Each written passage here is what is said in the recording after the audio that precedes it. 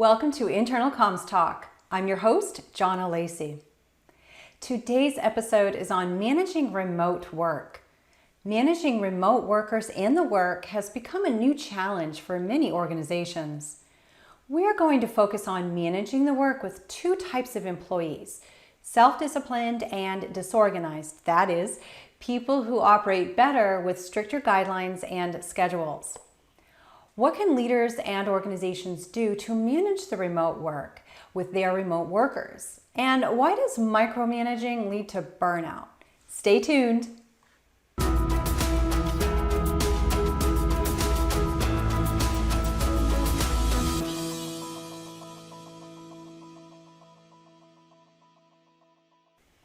Today, we're going to examine the managing of the remote work itself and how to deal with the two employee types, because the goal is to avoid burnout. First, understand you are dealing with two employee types, self-disciplined and disorganized. Now let me define the two before people have time to take offense. Self-disciplined employees are adept at focusing and motivating themselves to work.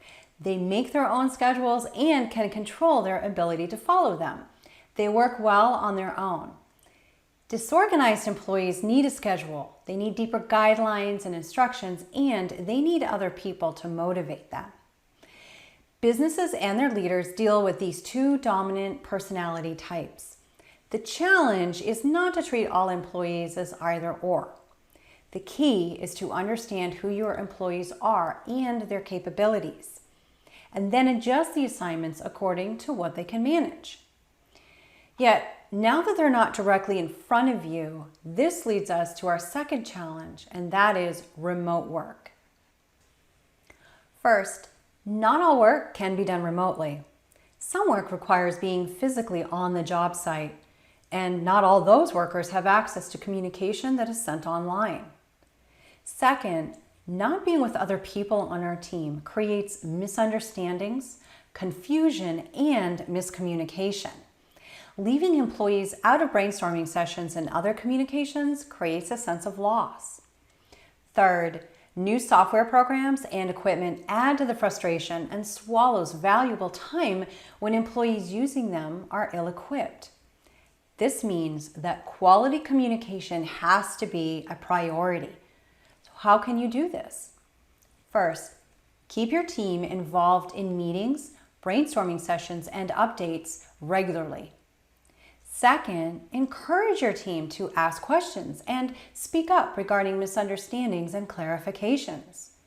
Make sure your employees are fully informed and understand what is required from each of them.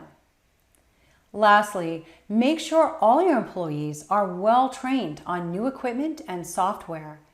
Give them time to adjust and provide tutorials and needed training. Another area that has become a challenge is micromanaging. Micromanaging involves managers tracking every tiny detail with each employee and allowing little room, if any, for flexibility. Employees begin to feel confined or trapped. There's no room for creativity.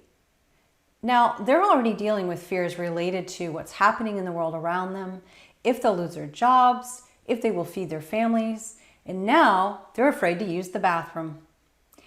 Micromanaging is extreme and employees are burning out. And leaders who micromanage their employees reveal their inability to lead their team through challenges. Micromanaging works on neither employee type, self-disciplined or disorganized. While disorganized employees need a little more guidance for sure, extreme measures will only discourage them further. They won't be productive. And self-disciplined people won't accept micromanaging, period. Think about this. You likely hired employees whom you trusted to fulfill their given responsibilities. Micromanaging tells them you don't trust them. Organizations then should review the training they need to provide to their leaders so they understand how to lead remote teams.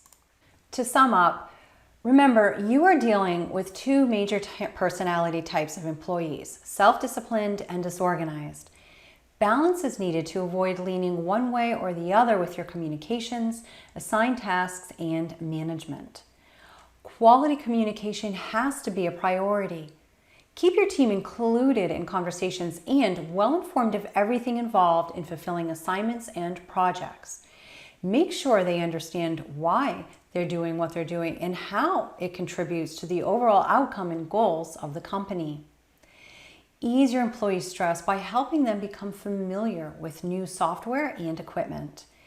And finally, companies should review the training needed for their leaders as they navigate a new realm of leadership. Leaders want to prevent burning out their team by avoiding the urge to micromanage. Thank you for joining us for this episode of Internal Comms Talk.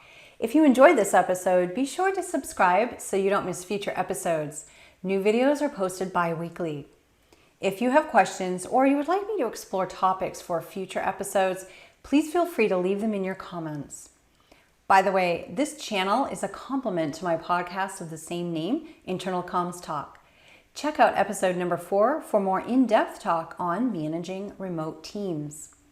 For even more insights on leadership development, employee engagement, and strengthening internal communication within your organization, visit my website at jmlacey.com.